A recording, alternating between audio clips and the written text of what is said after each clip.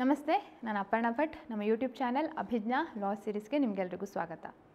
Civil judge ಎಕ್ಸಾಮ್ಸ್ಗೆ ಅದರ ತಯಾರಿಗೆ ಸಂಬಂಧಪಟ್ಟ ಹಾಗೆ ನಮ್ಮ ಯೂಟ್ಯೂಬ್ ಚಾನಲಲ್ಲಿ ಒಂದು ಸೀರೀಸನ್ನು ಪ್ರಾರಂಭಿಸಿದ್ದೇವೆ. ಪ್ರತಿದಿನದ ಕಾನ್ಸೆಪ್ಟ್ ಮತ್ತು ಕ್ವಶನ್ಸ್ ಹೇಳುವಂಥದ್ದು. ಇವತ್ತು 3ನೇ ದಿನ. ಸೊ ಇವತ್ತು ನಾವು ಯಾವುದನ್ನು ಡಿಸ್ಕಷನ್ ಮಾಡ್ತೇವೆ ಅಂತಂದರೆ, ಕಾನ್ಸ್ಟಿಟ್ಯೂಷನಲ್ಲಿ ಬರುವಂತಹ ಕಮಿಷನ್ಸ್ ಮತ್ತು ಟ್ರಿಬ್ಯುನಲ್ಸು.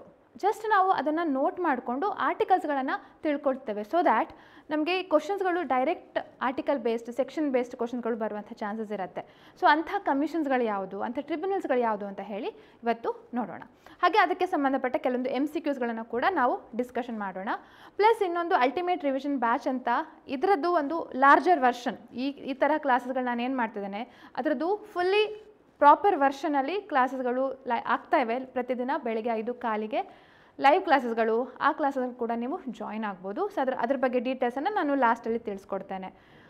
ಹಾಗಿದ್ರೆ ನೋಡೋಣ. ಈಗ ಕಾನ್ಸ್ಟಿಟ್ಯೂಷನಲ್ ಅಥಾರಿಟೀಸ್ ಅಂತಂದರೆ, ಬಾಡೀಸ್ ಅಂತಂದರೆ ನಾವು ಯೂಶ್ವಲಿ ನಾವು ಎಕ್ಸಿಕ್ಯೂಟಿವ್, ಲೆಜಿಸ್ಲೇಚರ್, ಜುಡಿಷಿಯರಿಯಲ್ಲಿ ಕಾಮನ್ ಆಗಿ ನಾವು ನೋಡ್ತೇವೆ. ಯಾವುದ್ಯಾವುದು? ಲೋಕಸಭೆ, ರಾಜ್ಯಸಭೆ, ವಿಧಾನಸಭೆ, Vidhana Parishat, high court, supreme court, district court, ಅಥವಾ high court judge, supreme court judge, president, vice president, prime minister, council of ministers, chief minister, council of ministers ಇರ್ಬೋದು, ಅಥವಾ ಸೆಕ್ರೆಟರೇಟ್ ಇರ್ಬೋದು, ಅಥವಾ ಹೀಗೆ ಹಲವಾರು speaker, deputy speaker, chairman, deputy chairman, ಹೀಗೆ ಹಲವಾರು ರೀತಿಯ ಕಾನ್ಸ್ಟಿಟ್ಯೂಷನಲ್ ಹುದ್ದೆಗಳಿವೆ. ಸೊ ಈಗ ನಾನು ಏನು ಇಷ್ಟು ಹುದ್ದೆಗಳ ಬಗ್ಗೆ ಹೇಳಿದೆ, ಅವೆಲ್ಲ ತುಂಬ ಕಾಮನ್ ಆಗಿ, ತುಂಬ ಫ್ರೀಕ್ವೆಂಟಾಗಿ ಕೇಳುವಂಥ ಕ್ವಶನ್ಸ್ಗಳು.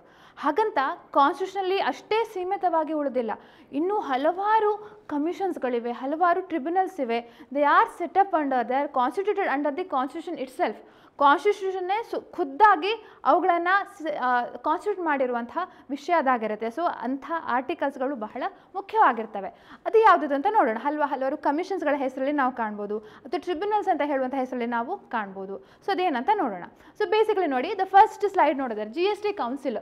ನಾವು ಇತ್ತೀಚೆಗೆ ಇದು ಮೊದಲು ಕಾನ್ಸ್ಟಿಟ್ಯೂಷನ್ ಇರಲಿಲ್ಲ originally, but later it was added by constitution amendment, GST council ಅಂತ. ಸೊ ಇತ್ತೀಚೆಗೆ ನಾವು GSTಯ ದರ ಇಳಿಕೆ ಸುಮಾರು ಇದನ್ನು ನೋಡಿದ್ವಿ. ಸೊ ಯಾರು ಮಾಡಿದ್ವು? ಅದು GST ಕೌನ್ಸಿಲ್ ಮೀಟಿಂಗಲ್ಲಿ ಆ ದರಗಳನ್ನು ಪರಿಷ್ಕೃತ ಮಾಡಿರುವಂಥದ್ದು, ಬೇರೆ ಬೇರೆ ರೇಟ್ಸ್ಗಳನ್ನು. ಸೊ ಅದು ಆರ್ಟಿಕಲ್ 279A ಅಡಿಯಲ್ಲಿ ಸ್ಥಾಪನೆ ಆಗಿರುವಂಥ council. So you have to remember these ಆರ್ಟಿಕಲ್ಸ್ಗಳು. ಮುಖ್ಯವಾಗಿ ಇವುಗಳ ಫಂಕ್ಷನ್ಸು ಅಥವಾ ಇವರ ಕಾಂಪೊಸಿಷನ್ ಅದು ಬೇರೆ. ಈಗ GST ಕೌನ್ಸಿಲಲ್ಲಿ ಎಷ್ಟು ಜನ ಮೆಂಬರ್ಸ್ ಇರ್ತಾರೆ, ಯೂನಿಯನ್ ಫೈನಾನ್ಸ್ ಮಿನಿಸ್ಟರ್ ಚೇರ್ಮನ್ ಆಗಿರ್ತಾರೆ. ಸೊ ಹೀಗೆ ತಿಳ್ಕೊಳ್ಳುವಂಥದ್ದು ಇನ್ನೊಂದು ಆಸ್ಪೆಕ್ಟ್, ಇನ್ನೊಂದು ಆಯಾಮದಲ್ಲಿ. ಬಟ್ ಈಗ ಒಟ್ಟಾರೆಯಾಗಿ ನಾವು ಇದನ್ನೆಲ್ಲ ಒಂದು ಕಡೆ ನೋಟ್ ಮಾಡಿಕೊಂಡು ಇಂಥ ಪ್ರಾವಿಷನ್ಸ್ಗಳಲ್ಲಿ ಇವುಗಳು ಬರ್ತವೆ ಹೇಳುವಂಥದ್ದು. ಯಾಕಂದರೆ ಡೈರೆಕ್ಟ್ ಕ್ವಶನ್ಗಳು ಎಷ್ಟೋ ಸಲ ಕೇಳಿದ್ದಾರೆ. ಸೊ ಫಸ್ಟ್ ಒಂದು GST ಕೌನ್ಸಿಲು ಆರ್ಟಿಕಲ್ 279A ಅಲ್ಲಿ ನಾವು ಕಾಣ್ಬೋದು.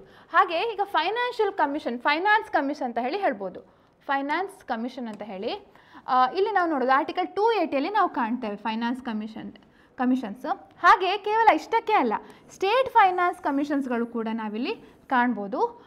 ಆ್ಯಕ್ಚುಲಿ ಸ್ಟೇಟ್ ಫೈನಾನ್ಸ್ ಕಮಿಷನ್ ಒಂದೇ, ಬಟ್ ಅವುಗಳ ಫಂಕ್ಷನ್ಸನ್ನು ಬೇರೆ ಬೇರೆ ಇದರಲ್ಲಿ ಹೇಳಿದ್ದಾರೆ. ಒಂದು ಪಂಚಾಯತ್ಸ್, ಈಗ ಪಂಚಾಯತ್ ಮುನ್ಸಿಪಾಲಿಟೀಸ್ಗಳು ಕೂಡ ಕಾನ್ಸ್ಟಿಟ್ಯೂಷನಲ್ ಬಾಡೀಸ್ಗಳ ಅಥಾರಿಟೀಸ್ಗಳಾಗಿವೆ. ಸೊ ಪಂಚಾಯತ್ಸ್ ಇರ್ಬೋದು ಅಥವಾ ಮುನ್ಸಿಪಾಲಿಟೀಸ್.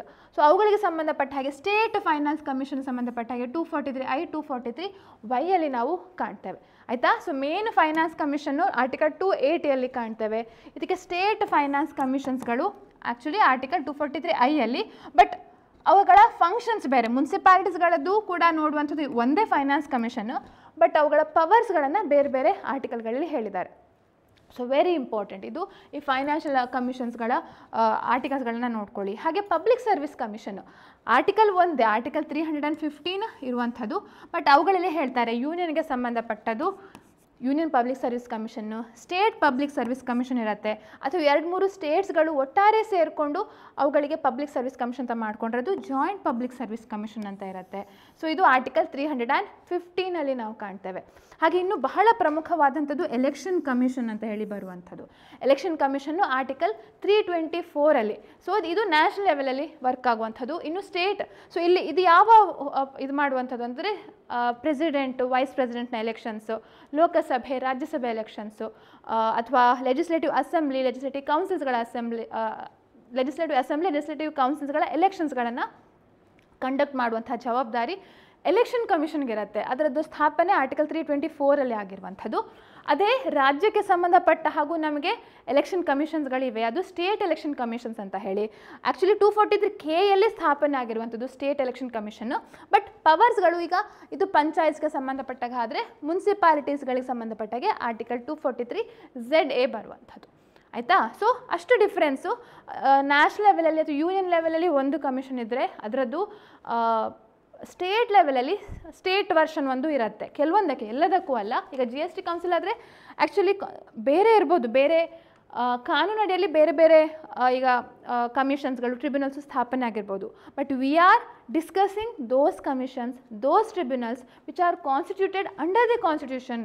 ಕಾನ್ಸ್ಟಿಟ್ಯೂಷನಲ್ಲೇ ಅದಕ್ಕೊಂದು ಆರ್ಟಿಕಲ್ ಅಂತ ಹೇಳಿ ಸಪ್ರೇಟ್ ಪ್ರೊವೈಡ್ ಮಾಡಿರುವಂಥ ಆರ್ಟಿಕಲ್ಸ್ಗಳಿದ್ದರೆ ಅಂಥ ಕಮಿಷನ್ಸ್ಗಳ ಬಗ್ಗೆ ಡಿಸ್ಕಷನ್ ಮಾಡ್ತಿದ್ದಾವೆ. ಸೊ ಕೇವಲ ಪ್ರೆಸಿಡೆಂಟ್, ವೈಸ್ ಪ್ರೆಸಿಡೆಂಟ್ ಅಷ್ಟೇ ಅಲ್ಲ, ಅವುಗಳನ್ನ ಹೊರತುಪಡಿಸಿ ಇನ್ನೂ ಎಷ್ಟೋ ವಿಚಾರಗಳು, ಎಷ್ಟೋ ಆರ್ಟಿಕಲ್ಸ್ಗಳನ್ನು ನಾವು ಬಾಯ್ಹಟ್ ಮಾಡ್ಕೊಳ್ಳುವಂಥ ಅವಶ್ಯಕತೆ ಎಕ್ಸಾಮ್ ಪರ್ಪಸ್ಸಿಗೆ ಇರುವಂಥದ್ದು. ಅದು ನಿಮ್ಮ ಆಲ್ ಇಂಡಿಯಾ ಬಾರ್ ಎಕ್ಸಾಮ್ ಇರ್ಬೋದು, ಜುಡಿಷರಿ ಎಕ್ಸಾಮ್ ಇರ್ಬೋದು, ಅಥವಾ ಬೇರೆ ಯಾವುದೇ competitive exams, law officers exams ಇರ್ಬೋದು, CLAT, everywhere you need to remember this. Next one ಇನ್ನೊಂದು ಅದು ಕಂಟಿನ್ಯೂಡ್ ಅಂತ ಹೇಳುವಂಥದ್ದು. ಈಗ ಟ್ರಿಬ್ಯುನಲ್ಸ್ ಅಂತ ಹೇಳುವಂಥದ್ದು ಅಡ್ಮಿನಿಸ್ಟ್ರೇಟಿವ್ ಟ್ರಿಬ್ಯುನಲ್ಸ್ ಅಂತ ಹೇಳಿ ನಾವು ಕಾಣ್ತೇವೆ. ಈಗ ನೋಡಿ, ಅಡ್ಮಿನಿಸ್ಟ್ರೇಟಿವ್ ಟ್ರಿಬ್ಯುನಲ್ ಅಡಿಯಲ್ಲಿ ಈಗ ಬೇರೆ ಬೇರೆ ಕಾನೂನುಗಳನ್ನು ಮಾಡಿದ್ದಾರೆ. ಈಗ central administrative tribunal, state administrative tribunal ಹೇಳುವಂಥದ್ದೆಲ್ಲ ಹಲವಾರು ವಿಚಾರಗಳನ್ನು ನಾವು ನೋಡ್ತೇವೆ. ಸೊ ಕಾನ್ಸ್ಟಿಟ್ಯೂಷನ್ ಅಡಿಯಲ್ಲಿ ಆರ್ಟಿಕಲ್ 323A ಏನಿದೆ ಅದು ಅಡ್ಮಿನಿಸ್ಟ್ರೇಟಿವ್ ಟ್ರಿಬ್ಯುನಲ್ಲು. ಆರ್ಟಿಕಲ್ 323B ಏನಿದೆ ಅದು ಟ್ರಿಬ್ಯುನಲ್ಸ್ ಫಾರ್ ಅದರ್ ಮ್ಯಾಟರ್ಸ್. ಆಯಿತಾ? ಅಡ್ಮಿನಿಸ್ಟ್ರೇಟಿವ್ ಟ್ರಿಬ್ಯುನಲ್ ಮತ್ತು ಟ್ರಿಬ್ಯುನಲ್ಸ್ ಫಾರ್ ಅದರ್ ಮ್ಯಾಟರ್ಸ್ ಅಂತ ಹೇಳಿ ನಾವಿಲ್ಲಿ ಕಾಣ್ಬೋದು. 2 ಟ್ರಿಬ್ಯುನಲ್ಸ್ಗಳಿವೆ. ಹಾಗೆ ಈಗ ನಾವು ರಿಸರ್ವೇಷನ್ನು, ಸೋಷಿಯಲ್ ಸೆಕ್ಯೂರಿಟಿ, ಇದಕ್ಕೆ ಸಂಬಂಧಪಟ್ಟಾಗೆ ಹಲವಾರು ರಿಸರ್ವೇಷನ್ ವಿಚಾರ ನಾವು ನೋಡಿದ್ದೇವೆ. ಆರ್ಟಿಕಲ್ 15, ಆರ್ಟಿಕಲ್ 16ಅಲ್ಲೆಲ್ಲ ಶೆಡ್ಯೂಲ್ ಕಾಸ್ಟ್ಗೆ, ಶೆಡ್ಯೂಲ್ ಟ್ರೈಬ್ಸಿಗೆ ಮತ್ತು ಬ್ಯಾಕ್ವರ್ಡ್ ಕ್ಲಾಸಸ್ಗಳಿಗೆ ಅವರ ಪಾಲಿಸಿ ಸಂಬಂಧಪಟ್ಟ ಹಾಗೆ ಸಪ್ರೇಟ್ ಆದಂತಹ ಒಂದು ಕಮಿಷನ್ನು ಸ್ಥಾಪನೆ ಆಗಿದೆ. ನೋಡಿ, ನ್ಯಾಷನಲ್ ಕಮಿಷನ್ ಫಾರ್ ಶೆಡ್ಯೂಲ್ ಟ್ರೈಬ್ಸಿಗೆ ಆರ್ಟಿಕಲ್ 338 ಇದೆ. ಹಾಗೆ ನ್ಯಾಷನಲ್ ಕಮಿಷನ್ ಫಾರ್ ಶೆಡ್ಯೂಲ್ ಕಾಸ್ಟಿಗೆ ಆರ್ಟಿಕಲ್ 338 ಇದೆ. ನ್ಯಾಷನಲ್ ಕಮಿಷನ್ ಫಾರ್ ಶೆಡ್ಯೂಲ್ ಟ್ರೈಬ್ಸಿಗೆ ಆರ್ಟಿಕಲ್ 338A ಇದೆ. ಹಾಗೆ ನ್ಯಾಷನಲ್ ಕಮಿಷನ್ ಫಾರ್ ಬ್ಯಾಕ್ವರ್ಡ್ ಕ್ಲಾಸಸ್ಗೆ ಆರ್ಟಿಕಲ್ 338B ಇದನ್ನು ನಾವು ಕಾಣ್ತೇವೆ. ಸೊ ಇದು ಕೂಡ ಬಹಳ ಮುಖ್ಯ. ಸೊ ಇಲ್ಲಿ ಡಿಸ್ಕಷನ್ ಆಗುವಂಥದ್ದು ಯಾವುದು?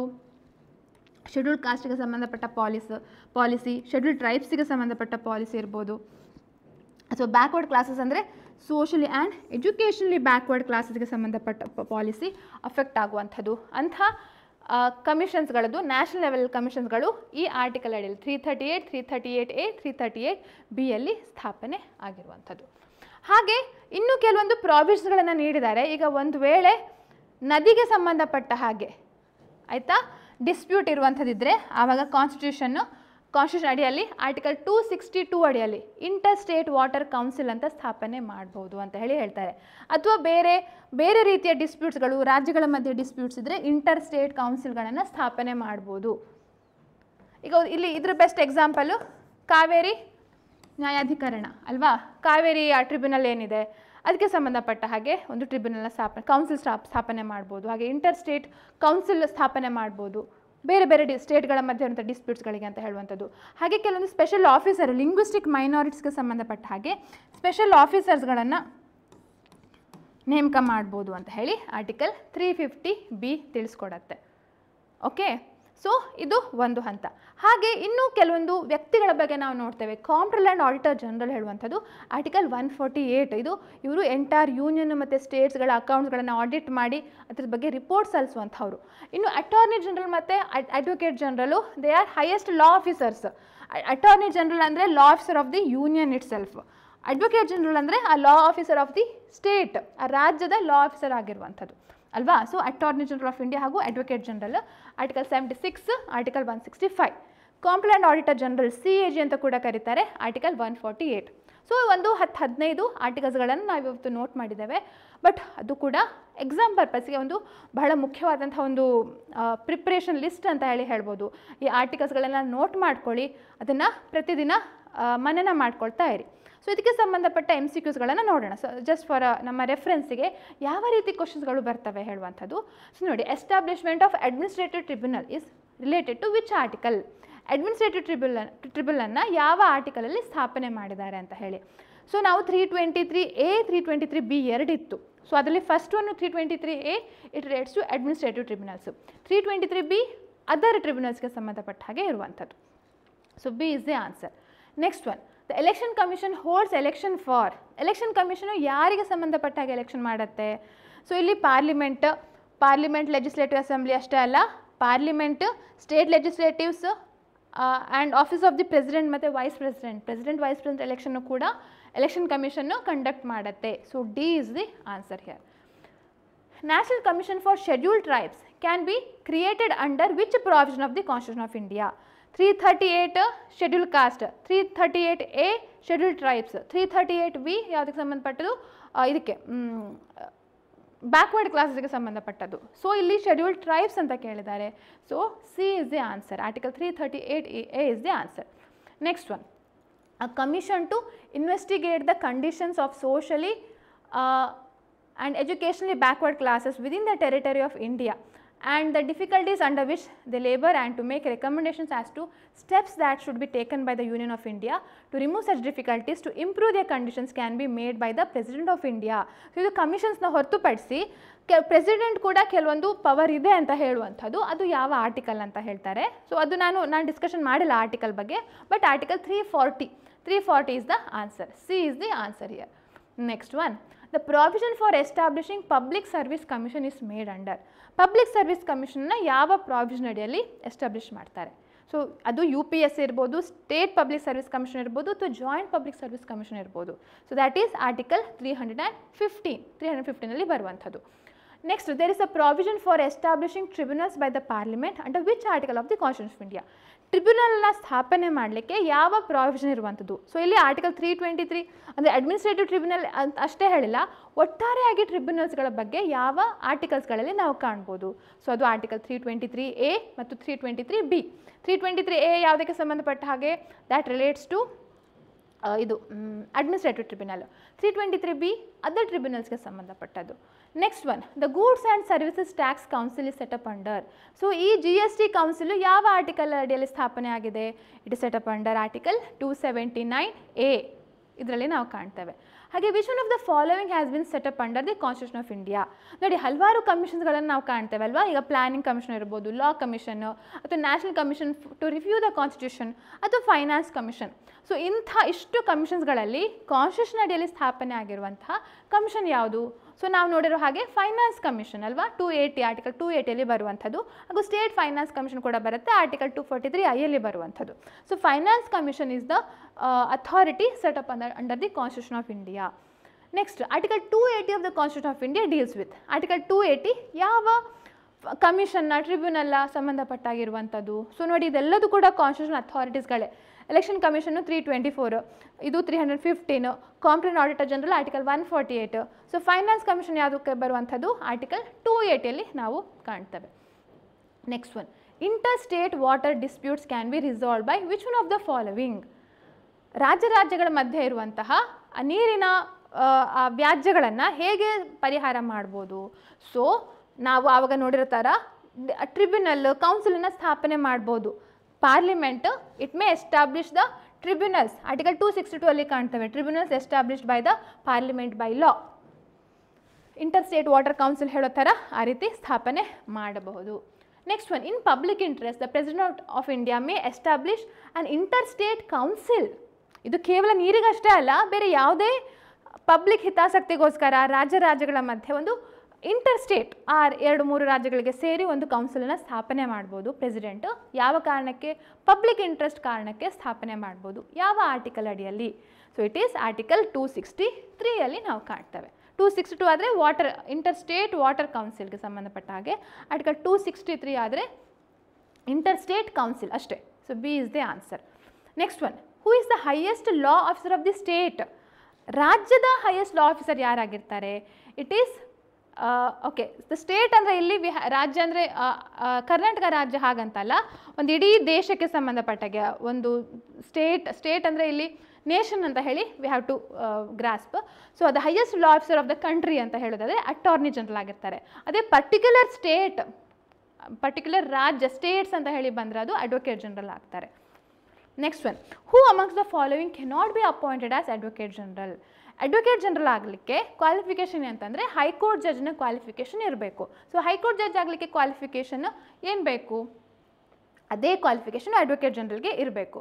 ಸೊ 66 ಇಯರ್ಸ್ ಅಥವಾ ಅದೇ ರಾಜ್ಯದಲ್ಲಿ ಪ್ರಾಕ್ಟೀಸ್ ಮಾಡಿರಬಾರ್ದು ಹಾಗಂತ ಏನಿಲ್ಲ. But advocate having 7 years practice ಇಲ್ಲ, 10 ವರ್ಷ ಪ್ರಾಕ್ಟೀಸ್ ಇರಬೇಕು ಹೈಕೋರ್ಟ್ ಇದರಲ್ಲಿ ಪ್ರಾಕ್ಟೀಸ್ ಮಾಡಿ, ಅಥವಾ ಜಡ್ಜ್ ಆಗಿ ಅಥವಾ ಇದಕ್ಕೆ 10 ವರ್ಷ ಪ್ರಾಕ್ಟೀಸ್ ಇರಬೇಕಾಗತ್ತೆ. ಸುಪ್ರೀಂ ಕೋರ್ಟ್ ಜಡ್ಜ್ ಆಗಲಿಕ್ಕೆ, ಹೈಕೋರ್ಟ್ ಜಡ್ಜ್ ಆಗಲಿಕ್ಕೆಲ್ಲ ಅಡ್ವೊಕೇಟ್ ಆಗಿ 10 ವರ್ಷ ಪ್ರಾಕ್ಟೀಸ್ ಬೇಕು. So 7 years practice is not considered as the qualifications to become the advocate general. So C is the answer. ಹಾಗೆ ಇನ್ನೊಂದು, comptroller and auditor general of India is a constitutional post as per which provision of the Indian constitution.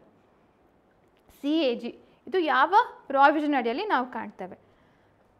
ಇದು article 148 ನಾವು ಕಾಣ್ತೇವೆ. So ಇಷ್ಟು ಆರ್ಟಿಕಲ್ಸ್ಗಳು ನಿಮಗೆ ನೆನಪಲ್ಲಿ ಇಟ್ಕೊಂಡಿದ್ದೀರಿ ಅಂತ ಭಾವಿಸಿದ್ದೇನೆ. ಬಾಯ್ಟ್ ಮಾಡ್ಕೊಳ್ಳಿ, ಮರ್ತೋಗುತ್ತೆ, ಮತ್ತೆ ಪ್ರತಿದಿನ ರಿವೈಸ್ ಮಾಡ್ತಾ ಇದ್ದಾಗ ನೆನಪಲ್ಲಿ ಉಳಿಯುವಂಥದ್ದು. ಸೊ ಆವಾಗ ನಾನು ಹೇಳಿದಾಗೆ ಒಂದು ಹೊಸ ಬ್ಯಾಚ್, ಹೊಸದಲ್ಲ, ಆಲ್ರೆಡಿ 17 ದಿನ ಆಗಿವೆ, but still you have time. ನಿಮಗೆ ಈಗ ವೆಕೇಷನ್ ಏನಿದೆ ಆ ಟೈಮಲ್ಲಿ ಇದನ್ನೆಲ್ಲ ನೀವು ಕ್ಲಾಸಸ್ಗಳನ್ನು ಕೇಳಿ ಇದು ಮಾಡ್ಬೋದು. We have 2 sections. ಒಂದು ಕಾನ್ಸೆಪ್ಟ್ ಹೇಳುವಂಥ ಒಂದು, ಆ್ಯಕ್ಚುಲಿ ಈಗ ನಾನು ಏನು ಪಾಠ ಮಾಡಿದೆ, it was a very shorter version. ಅದೇ ನಾವು ಲೆಂತಿ 1 hour ಕ್ಲಾಸ್ ಮಾಡ್ತೇವೆ, ಕಾನ್ಸೆಪ್ಟ್ಸ್ಗಳು ಮಾಡ್ತೇವೆ. ಆ ಕಾನ್ಸೆಪ್ಟ್ ಮಾಡಿರುವಂಥದ್ರ ಮೇಲೆ MCQsಗಳು ನೆಕ್ಸ್ಟ್ ಸೆಷನಲ್ಲಿ ಹಾಫ್ ಆನ್ ಅವರಲ್ಲಿ ಮಾಡುವಂಥದ್ದು. ಸೊ ಈ ಪ್ಯಾಟರ್ನಲ್ಲಿ ಅಲ್ಟಿಮೇಟ್ ರಿವಿಷನ್ ಹೇಳಿ ಮಾಡ್ತಾ ಇರುವಂಥದ್ದು. Till your exam this will go on. ಇದ್ರ ಜೊತೆ ಕೆಲವೊಂದು ಮಾಕ್ ಟೆಸ್ಟ್ಗಳಿರ್ತವೆ. ಹಾಗೆ ಪ್ರತಿದಿನ MCQ ಸಾಲ್ವ್ ಮಾಡೋದಕ್ಕೆ ನಿಮಗೆ ಪ್ರತಿದಿನ ಆ ಪ್ರಾಕ್ಟೀಸ್ ಇರುವಂಥದ್ದು. ಲೈವ್ ಕ್ಲಾಸ್ ಆಗಿರುತ್ತೆ, ಬೆಳಗ್ಗೆ 5:15 ಇರುವಂಥದ್ದು. ಒಂದು ವೇಳೆ ಕ್ಲಾಸ್ ಮಿಸ್ ಆಯಿತು ಅಂತಂದರೂ ಕೂಡ ನೀವು ಆಮೇಲೆ ಕೂಡ ರೆಕಾರ್ಡೆಡ್ ಸೆಷನ್ಸ್ಗಳನ್ನು ವಾಚ್ ಮಾಡ್ಬೋದು. ಎಲ್ಲಿ ಈ ಕ್ಲಾಸಸ್ಗಳು ನಿಮಗೆ ಅವೈಲೇಬಲ್ ಅಂತಂದರೆ, it is available in Abhijna law series ಆ್ಯಪಲ್ಲಿ ಸಿಗುತ್ತೆ, ಅಥವಾ ಅಭಿಜ್ಞಾ ಎಜುಕೇಷನ್ ಹೇಳುವಂಥ ಈ ಲೋಗೋ ಇರುವಂಥ ಆ್ಯಪಲ್ಲಿ ಗೂಗಲ್ ಪ್ಲೇಸ್ಟೋರಲ್ಲಿ ಸಿಗುವಂಥದ್ದು, ಅಥವಾ ವೆಬ್ಸೈಟಲ್ಲೂ ಕೂಡ ಸಿಗುತ್ತೆ. ಆ ವೆಬ್ಸೈಟ್ನ ಲಿಂಕ್ ಎಲ್ಲ ಕೂಡ ನಾವು ಯೂಟ್ಯೂಬ್ ಡಿಸ್ಕ್ರಿಪ್ಷನಲ್ಲಿ ನೀಡಿದ್ದೇವೆ. ಸೊ ನೀವು ಅದನ್ನು ಕ್ಲಿಕ್ ಮಾಡಿದರೆ ಯು ಕ್ಯಾನ್ ಗೆಟ್ ದಿಸ್. ಈ abhijnaeducation.com ಅಲ್ಲಿ ಇಲ್ಲಿ ಕೋರ್ಸಸ್ ಅಂತ ಇದೆ.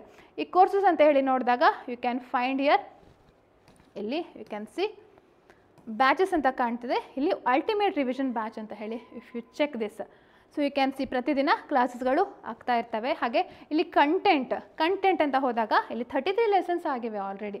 ಕೆಲವೊಂದು 1 hour ಸೆಷನ್ ಇರುತ್ತೆ, ಕೆಲವೊಂದು ಹಾಫ್ ಆನ್ ಅವರ್ ಸೆಷನ್ ಇರುವಂಥದ್ದು. ಸೊ ಬೇಸಿಕಲಿ ಇಲ್ಲಿ ನೋಡಿ 3 ಭಾಗ. ಒಂದು ಕಾನ್ಸೆಪ್ಟ್ ಲೆಕ್ಚರ್ಸು. ಸೊ ಪ್ರತಿದಿನ ಇಲ್ಲೂ ಕ್ಲಾಸಸ್ ಆಗ್ತವೆ, ಇಲ್ಲೂ ಕೂಡ ಕ್ಲಾಸಸ್ ಆಗ್ತವೆ. ಓಕೆ, ಹಾಗೆ ಪ್ರತಿ 2 ವಾರಕ್ಕೊಂದ್ಸಲ ಟೆಸ್ಟ್ ಸಿರೀಸ್ಗಳು ನಾವು ನೀಡ್ತೇವೆ. ಮತ್ತು October 1ರಿಂದ ಸ್ವಲ್ಪ ಇನ್ನೂ ರೆಗ್ಯುಲರ್ ಆಗಿ ಡೈಲಿ ಬೇಸಿಸಲ್ಲಿ ಮಾಕ್ ಟೆಸ್ಟ್ಗಳನ್ನು ನೀಡ್ತಾ ಹೋಗ್ತೇವೆ. So that you will have a good practice. ಈ ಎಕ್ಸಾಮ್ ಮಾಡ್ತಾ ಗುಡ್ ಪ್ರಾಕ್ಟೀಸ್ ಆಗುತ್ತೆ ಹೇಳುವಂಥದ್ದು. ಸೊ ಇದರ ಬೆಲೆ 5,000 ರೂಪಾಯಿ. You can check this. ಹಾಗೆ this also available in Abhijna law series ಆ್ಯಪಲ್ಲೂ ಕೂಡ ನೀವು ಕೋರ್ಸಸ್ ಅಂತ ಹೋದರೆ ಇಲ್ಲಿ ಕೂಡ ದಟ್ ಈಸ್ ಅವೈಲೇಬಲ್. ಸೊ ಇಲ್ಲಿ ನೀವು ಕಾಣ್ಬೋದು ಹಲವಾರು ಬುಕ್ಸ್ಗಳು ಕೂಡ ಇವೆ. So this is the most best selling book ಅಂತ ಹೇಳ್ಬೋದು. ಯಾಕೆಂದರೆ ಕ್ವಿಕ್ಕಾಗಿ ನಿಮಗೆ ಟೈಮ್ ಇಲ್ಲ ಅಂತಾದರೆ ಚಾರ್ಟ್ಸ್ ಮತ್ತು 1 liners ಇರುವಂಥದ್ದು, ರೆಡಿ ರೆಕನರ್ ಹೇಳುವಂಥ ಇದು, ಅದನ್ನು ರೆಫರ್ ಮಾಡ್ಬೋದು ನೀವು. 9 ಆ್ಯಕ್ಟ್ಸ್ಗಳಿಗೆ ಸಂಬಂಧಪಟ್ಟ ಹಾಗೆ ಇರುವಂಥದ್ದು. ಕೇವಲ ಕರ್ನಾಟಕ ಅಂತಲ್ಲ, ಯಾವುದೇ ರಾಜ್ಯಗಳ ವಿದ್ಯಾರ್ಥಿಗಳು ಕೂಡ ಅದನ್ನು ರೆಫರ್ ಮಾಡುವಾಗೆ we have drafted this books, physical books ನೀಡುವಂಥದ್ದು. ಇದಷ್ಟೇ ಅಲ್ಲದೆ 8 ಬುಕ್ಸ್ಗಳ ಒಂದು ಕೋಂಬೋ ಕೂಡ ಸಿಗುತ್ತೆ. ಅದನ್ನು ನೀವು ಇಲ್ಲಿ ಚೆಕ್ ಮಾಡಿ ನೋಡ್ಬೋದು. ಅಥವಾ ಇಲ್ಲಿ ಅಮೆಝಾನಲ್ಲೂ ಕೂಡ ಅಪರ್ಣಾ ಭಟ್ ಬುಕ್ಸ್ ಅಂತ ಹೇಳಿ ಹಾಕಿದೆ. You can find the books here. Aparna Bhat books ಅಂತ ಹೇಳಿ if you click on this you can find our various books, you can purchase through that. So ಇಷ್ಟು ಮಾಹಿತಿಯನ್ನು ಹೇಳಲಿಕ್ಕೆ ಇಷ್ಟಪಡ್ತೇನೆ. ಹಾಗೆ ನಾಳೆಯೂ ಕೂಡ ಇನ್ನೊಂದು ಹೊಸದಾದಂಥ ಕಾನ್ಸೆಪ್ಟ್ ಒಟ್ಟಿಗೆ, ಅದಕ್ಕೆ ಸಂಬಂಧಪಟ್ಟ MCQsಗಳೊಟ್ಟಿಗೆ ನಿಮ್ಮೊಟ್ಟಿಗೆ ಹಾಜರಿರ್ತೇನೆ. ಸೊ ಈ ವಿಡಿಯೋ ಇಷ್ಟ ಆಗಿದೆ, ಲೈಕ್, ಕಮೆಂಟ್, ಶೇರ್, ಸಬ್ಸ್ಕ್ರೈಬ್ ಮಾಡಲಿಕ್ಕೆ ಮರಿಬೇಡಿ. ಹಾಗೆ ನೋಟಿಫಿಕೇಷನ್ಗೆ ಸಂಬಂಧಪಟ್ಟ ಹಾಗೆ ಹೈಕೋರ್ಟಲ್ಲಿ ಅಧಿಕೃತ ಮಾಹಿತಿ ಬರುವಂಥದ್ದು. ಸೊ ಸ್ಟೇಟ್ ಗೌರ್ಮೆಂಟ್ ಬೇರೆ ನೋಟಿಫಿಕೇಷನ್, ಸುತ್ತೋಲೆ ಅಥವಾ ಸರ್ಕ್ಯುಲರ್ ಈ ರೀತಿ ಹೊರಡಿಸಿದ್ರು ಸಹ ಪ್ಲೀಸ್ ವೇಟ್. ನೀವು ಎಕ್ಸಾಮ್ ಇಲ್ಲ ಅಂತ ಹೇಳಿ ತಿಳ್ಕೊಂಡು ಹೊಸ ನೋಟಿಫಿಕೇಷನ್ ಆಗುತ್ತೆ ಹೇಳುವಂತ ತಿಳ್ಕೊಳ್ಳೋ ಬದಲು please wait for the high court of Karnataka official statement ಅಥವಾ ಅಫಿಷಿಯಲ್ ನೋಟಿಫಿಕೇಷನ್ ಸರ್ಕ್ಯುಲರ್ಗೆ ಕಾಯಿರಿ. ಅಲ್ಲಿ ತನಕ ಎಕ್ಸಾಮ್ ಇದೆ ಅಂತಲೇ ಭಾವಿಸಿ ಓದ್ತಾ ಇರಿ. ಯಾಕೆಂದರೆ ಆಮೇಲೆ ಟೈಮ್ ತುಂಬ ಕಮ್ಮಿ ಸಿಗುವಂಥದ್ದು, ಇನ್ನೂ 1 ತಿಂಗಳು ಸಹ ಇಲ್ಲ ಎಕ್ಸಾಮಿಗೆ. ಸೊ ಕಟ್ ಆಫ್ ಕೂಡ ಇರುತ್ತೆ. ಒಂದು ವೇಳೆ ಎಕ್ಸಾಮ್ ಆದರೆ there is huge competition, cut off marks ಇರುವಂಥದ್ದು. So it becomes very difficult to clear prelims also. So ಟೈಮನ್ನು ವೇಸ್ಟ್ ಮಾಡಬೇಡಿ, ಆದಷ್ಟು ಓದ್ತಾ ಹೋಗಿ ಅಂತ ಹೇಳ್ತಾ ಈ ಕ್ಲಾಸನ್ನು ಮುಗಿಸ್ತಾ ಇದ್ದೇನೆ. ಈ ವಿಡಿಯೋ ಇಷ್ಟ ಆಗಿದರೆ ಲೈಕ್, ಕಮೆಂಟ್, ಶೇರ್, ಸಬ್ಸ್ಕ್ರೈಬ್ ಮಾಡಲಿಕ್ಕೆ ಮರಿಬೇಡಿ. ನಮಸ್ತೆ, ಧನ್ಯವಾದಗಳು.